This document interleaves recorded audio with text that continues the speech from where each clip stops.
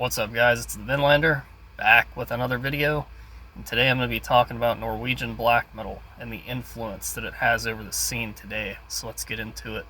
So when it comes to Norwegian black metal, the most obvious influence that it has is its sound. Without that true black metal sound that was created in Norway, we wouldn't have a lot of the true black metal bands that we have today, like Mutilation, Vlad Tepes, Crystal Nacht, a lot of them also starting out in that time period in the 90s. You know, after people found out about the Norwegian sound, everybody wanted that sound, because that sound is essentially what made black metal what it was, and even how it sounds a lot even with certain newer bands today. And I get that everyone has their sound, you know, everyone is different in the black metal scene, but it's the rawness is what I'm talking about. When I rip on certain bands for being, you know, false black metal, it's because their mix is too overproduced, it's too melodic.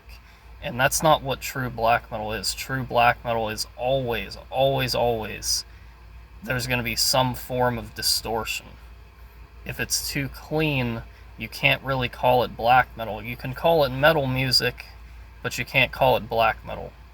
Without that specific sound, you're not really creating black metal the way that it was meant to be. And what's funny about that is, you know, people always freak out when I say stuff like that, like, oh, look at this guy, 27 years old, still acting like it's the 90s. Like, dude, it's 2025. I can't believe people still act like you today. Shut up, bitch! Oh my god!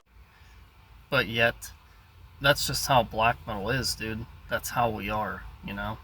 In the black metal scene, gatekeeping is essentially part of it. You know, if you go back to that time period especially, look at Mayhem and Black Circle. I mean, dude, those guys were gatekeeping way harder than I ever could. But in today's world, I'm looked like, you know, angry grandpa, darkness and evil of black metal here on the tube, but yet those guys were gatekeeping way harder than I did. I mean, dude, you realize that those guys didn't even like death metal? They called it life metal. They said, oh, those pussies wanting to party all the time, that's not true. They didn't like that. That's how they were. And yet, you do have to realize, like, that mentality that the Norwegian bands had is important. That's why we have a true scene to this day. That's why we have black metal bands that, you know, keep the raw production and they take the music seriously, and, you know, they just have that true black metal spirit. The wimps that like crying about that stuff, they would ever understand it. You know, the black flame doesn't burn for them, it burns for us, people that truly understand what black metal is all about. And what it's actually about is, you know, making music that doesn't appeal to everybody. I mean, dude, look at bands like Burzum. When Varg recorded his first album, he purposely bought equipment that sucked because he didn't want it to sound polished like the death metal bands.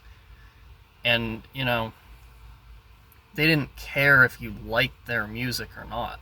A lot of these bands, that mentality, I mentioned, you know, other people even today, like Werewolf of Satanic Warmaster, having that same thought process, like, well, if you don't like my music, well, then I guess it's just not for you.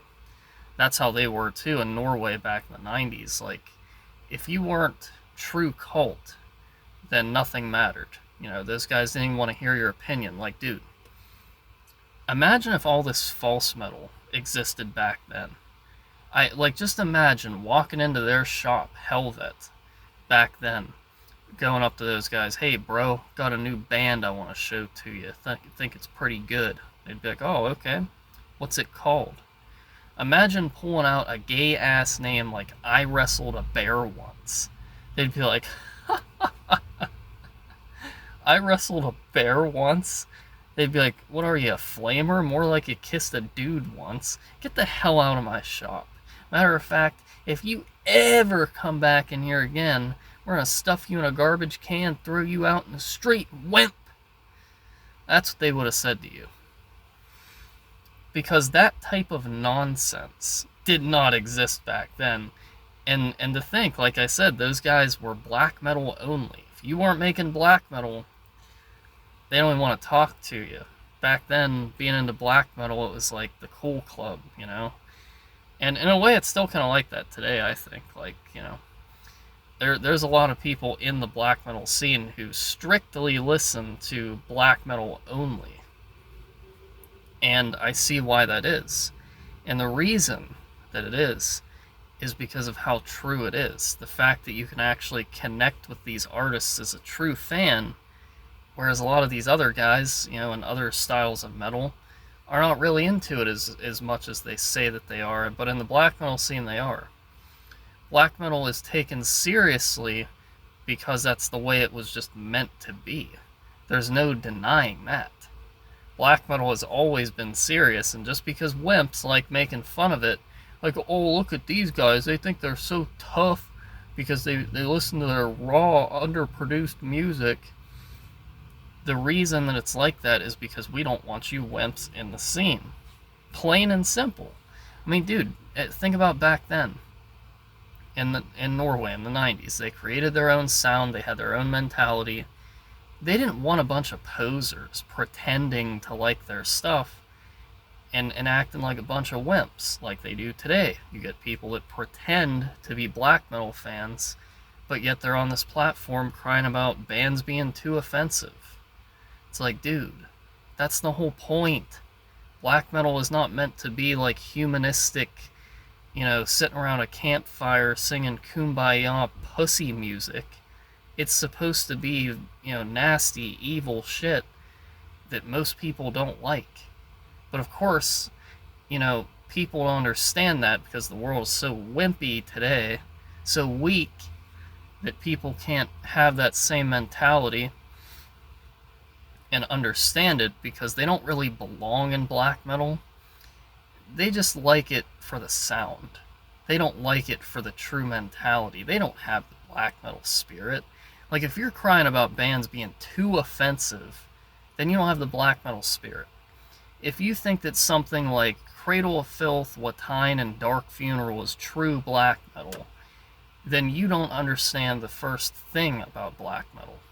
I mean, I hate to break it to you, but people that are in that category, it's just not the same as somebody sitting around listening to LLN bands, Black Legions, some of the best black metal you'll ever hear in your entire life, I promise you that. Because that's raw, unfiltered, dark and evil aggression for real men only. That's what that stuff is. That stuff is as rough and as tough as it gets. And Mutilation's still going strong today. Albums like Black Metal Cult that'll absolutely kick your asshole into your stomach if you listen to it. But yet, you know, people try to say, oh, that stuff doesn't even have any riffs, because they've never listened to it. That's like step one of me realizing, yeah, they've never listened to it before. They never even checked it out. Because they just know it's going to be too dark and too evil for them. They want to listen to the sissy fake black metal that's, you know, on the surface level. Stuff like Behemoth or Belphegor. Something like that. That's that overproduced junk that people like me don't even consider black metal. And I guarantee you that back then, and I understand Behemoth started out back then and wasn't as shitty, but if they would have been making the stuff they did today, all the way back then, when those guys were kind of running the scene over there, they would have been like, dude, this ain't cutting it. You know, like when they were looking for new bands, you had to sound evil. You had to have some form of distortion within your mix. You know what I'm saying? Like, you couldn't have overproduced junk and get in with a group like the Black Circle.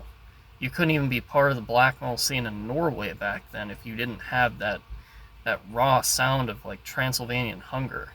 You know what I mean? They wanted that because that's what true black metal was all about. That's why so many bands today strive for that raw sound.